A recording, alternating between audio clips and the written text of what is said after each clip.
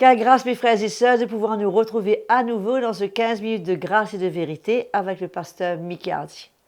Au programme du jour, je vous ai réservé, comme d'habitude, un beau chant d'adoration au Seigneur qui s'intitule « Combien tu es digne, roi, de recevoir la louange et l'adoration ».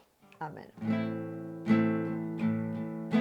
Combien tu es digne, roi, de recevoir pour toi l'honneur, la louange, la gloire pour ton nom, l'honneur, la louange, la gloire pour ton nom.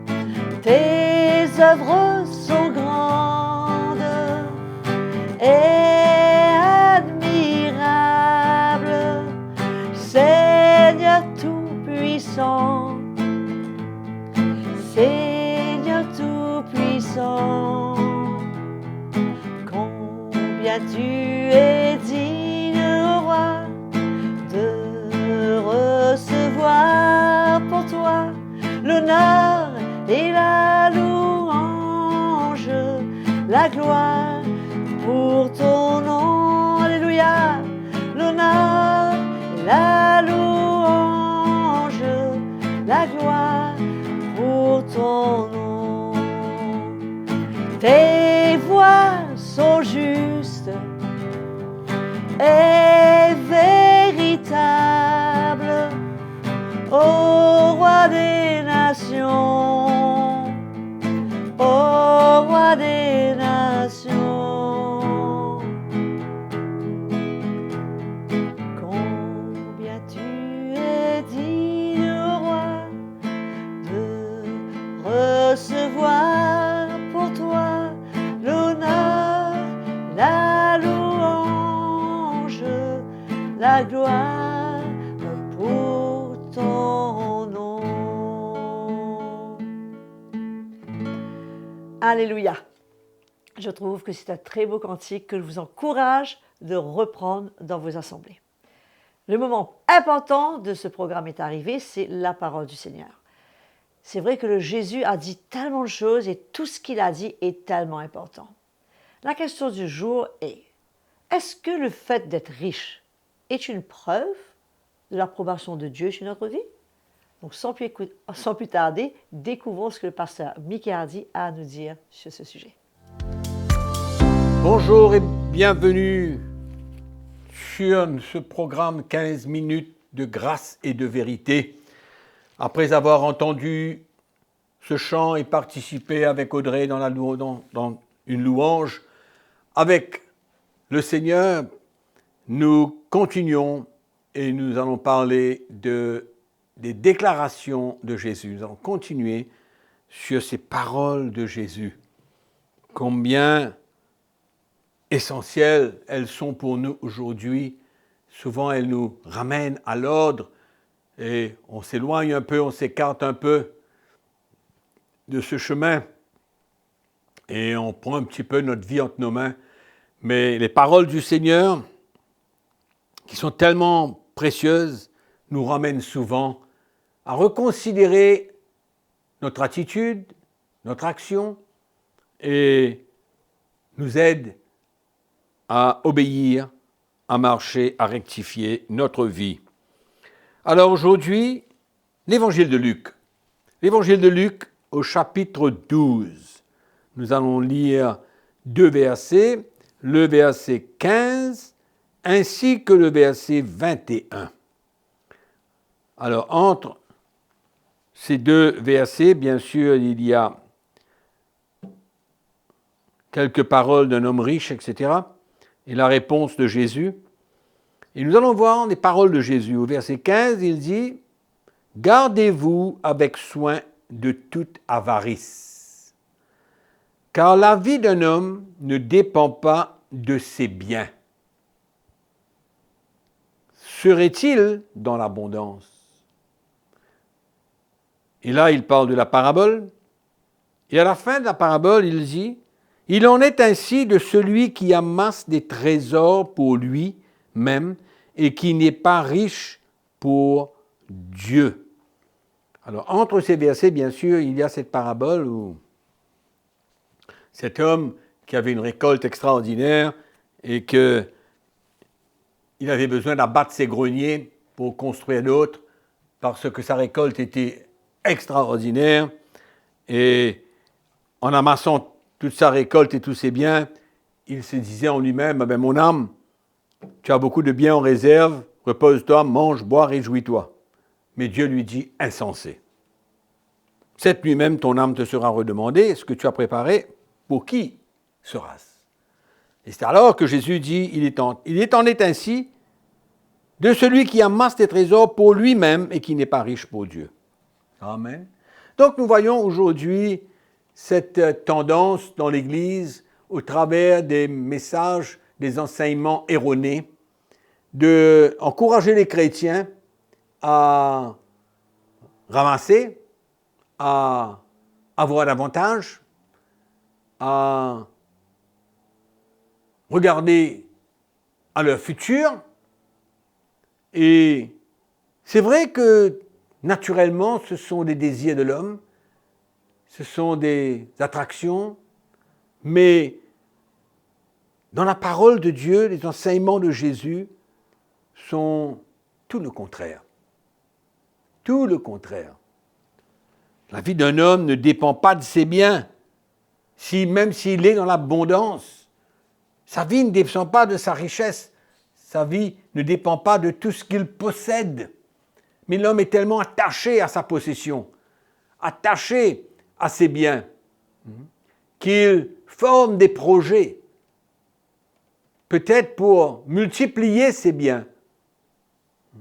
Mais il faut savoir, frères et sœurs, que tout ce que nous avons vient de Dieu et tout ce que nous avons en tant qu'enfants de Dieu est la possession de Dieu et non pas notre possession.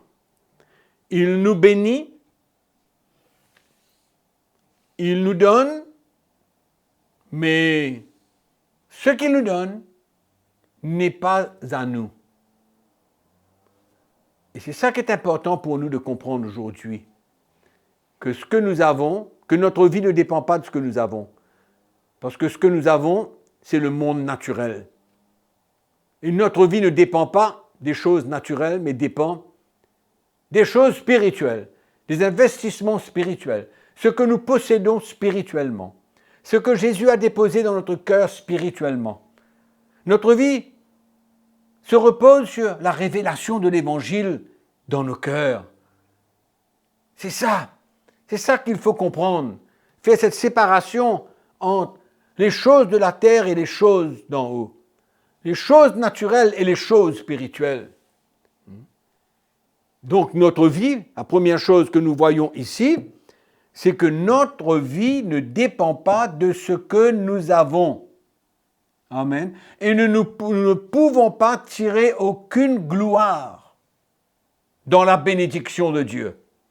Aucune gloire dans les choses que le Seigneur nous donne, s'il décide de nous les donner. Amen. Et donc, ouvrons nos cœurs. Encore l'exemple dans le livre des Actes des Apôtres. Au début de l'Église, l'Évangile était tellement puissant, que ça touchait le cœur de ces nouveaux chrétiens, qui étaient prêts à tout abandonner, tout donner, tout vendre, parce qu'ils avaient compris que leur vie ne dépendait pas de ce qu'ils avaient. Bien sûr qu'ils étaient conduits par le Seigneur, bien sûr que c'était l'Esprit de Dieu qui les animait, ils n'étaient pas sous la loi, ils n'étaient pas obligés de le faire, mais c'était leur cœur qui parlait. C'était poussé par le Saint-Esprit, où leur cœur réagissait. Amen. Et c'est ça, le style de vie que nous sommes appelés à vivre. C'est une attitude que je parle. Jésus parle d'une attitude ici. Et c'est cette attitude que nous avons besoin d'avoir. Et la deuxième partie de tout cette parabole, c'est que Jésus dit, il en est ainsi de celui qui amasse des trésors pour lui-même. Tu amasses des trésors pour toi-même. N'oublions pas ce que Jésus a dit, que Dieu a dit. Insensé, cette nuit même, ton âme te sera redemandée. Ce que tu as préparé, pour qui? Pour qui ça va être? Tout ce que tu as préparé, tout ce que tu as construit, tout ce que tu as amassé, pour qui ça va être? Tu vas tout laisser derrière toi? Tu pourrais laisser tout derrière toi. Cette nuit même, ton âme te sera demandée. Réalise un petit coup. Cette nuit même, il va disparaître. Et tout ce que tu as préparé, tout ce que tu as amassé, pour qui ça va être? C'est là où Jésus dit, il en est ainsi de celui qui amasse des trésors pour lui-même. En d'autres mots, c'est dangereux d'amasser des trésors pour soi-même. C'est dangereux.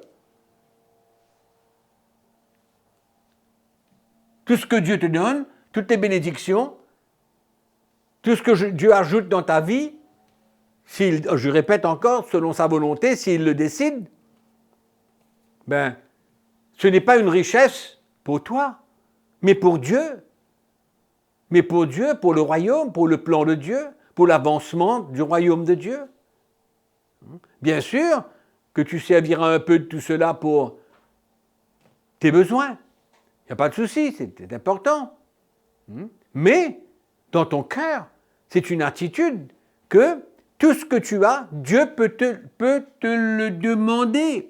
Avoir une attitude où on est prêt à ce que Dieu nous demande tout ce qu'il nous a béni, tout ce qu'il nous a donné. C'est une attitude. Ça ne veut pas dire que ça se passera comme ça. Ça ne veut pas dire que tout ce que Dieu nous donne, il va nous le redemander. Non, c'est une attitude où on est prêt. On garde cette attitude d'humilité, non pas d'orgueil, d'humilité, mais on voit que cet homme que nous avons lu là, il était très orgueilleux. Il regardait à toutes ces choses, il avait travaillé, il s'était enrichi, il avait amassé dans ses greniers, il avait construit pour amasser tellement de sa récolte dans ses greniers, et il était tellement fier, il dit maintenant amusons-nous. Ah ben alors, extraordinaire. Mais non, le royaume de Dieu c'est autrement. Autrement. Et je crois que nous avons une bonne leçon à apprendre dans ces paroles de Jésus. Une bonne leçon, comme quoi que ce que Dieu nous donne, il faut s'en servir dans son plan, dans sa volonté, toujours demander au Seigneur, mais qu'est-ce que tu veux que je fasse avec ce que tu me donnes? Seigneur, je suis prêt à faire ce que tu me demandes. Tu m'as donné, tu m'as béni, mais qu'est-ce que j'ai besoin de faire avec? Amen. Et dans cet état de cœur, nous sommes riches pour Dieu. Nous sommes prêts à répondre, à obéir, à nous soumettre au Seigneur. Et c'est cette attitude qui compte que le Seigneur regarde. C'est l'attitude de notre cœur. Amen. Ce n'est pas décider ce qu'on va faire avec, mais c'est de s'humilier, de se dire, Seigneur, je suis prêt. Qu'est-ce que tu veux que je fasse avec ce que tu me donnes? Alléluia. C'est ça qui est important. Donc, il en est ainsi de celui qui amasse des trésors pour lui-même. Donc, le Seigneur nous met en garde du danger qu'il y a d'amasser des choses de la terre pour nous-mêmes. Dangereux. Dangereux. Et les chrétiens ne le réalisent pas. Malheureusement, dans beaucoup d'églises, beaucoup d'églises dans le monde, on encourage les chrétiens à s'enrichir pour eux-mêmes. C'est contraire à l'enseignement de Jésus, contraire au cœur de Jésus, absolument contraire. Et le Seigneur nous met en garde concernant cette attitude dans beaucoup de places. Et les apôtres, même Paul, met en garde le peuple de Dieu. Donc mes frères et sœurs, je veux vous encourager aujourd'hui, qu'importe ce que vous avez, qu'importe la manière que Dieu vous bénit, ou alors vous n'avez pas suffisamment, soyez dans le contentement. Je vais vous lire un petit texte juste pour vous rassurer que le Seigneur est en contrôle et que vous n'avez pas besoin de vous inquiéter des choses de cette terre. Ça va vous dire au chapitre 12, le verset 5. Hébreux chapitre 12, verset 5, ne vous livrez pas à l'amour de l'argent. Contentez-vous de ce que vous avez. C'est-à-dire, c'est le contraire de la cupidité. C'est le contraire des désirs pour s'enrichir.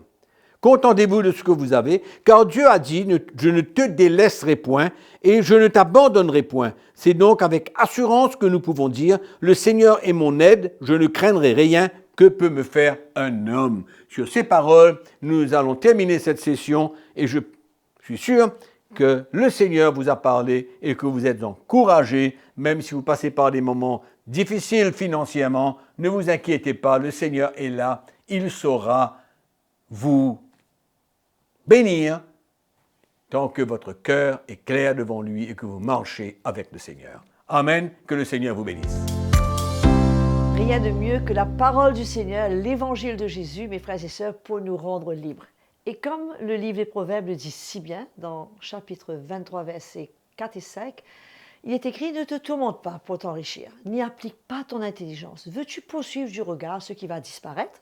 Car la richesse, elle se fait des ailes, et comme l'aigle, elle prend son vol vers les cieux. » Mes frères et sœurs, c'est tellement important pour nous que nous ne nous attachions pas aux richesses de ce monde, mais plutôt que la crainte du Seigneur revienne dans nos vies en ce qui concerne les finances et que nous puissions vraiment reconnaître que c'est Jésus, la source de toutes choses pour nous et que, comme il nous a dit, attention, car c'est soit Jésus ou soit c'est Mammon. Écrivez-nous sur l'adresse qui est affichée sur votre écran et surtout abonnez-vous à notre chaîne, à notre page YouTube CTMI afin d'être notifié de toutes les nouveautés qui apparaissent sur cette chaîne. Que le Seigneur vous bénisse et je vous donne rendez-vous sans faute à vous, à tous vos amis, à vos contacts, à la prochaine session avec le pasteur Micardi. Jusque-là, que le Seigneur vous bénisse et n'oubliez pas qu'il vous aime et qu'il a un plan merveilleux pour votre vie.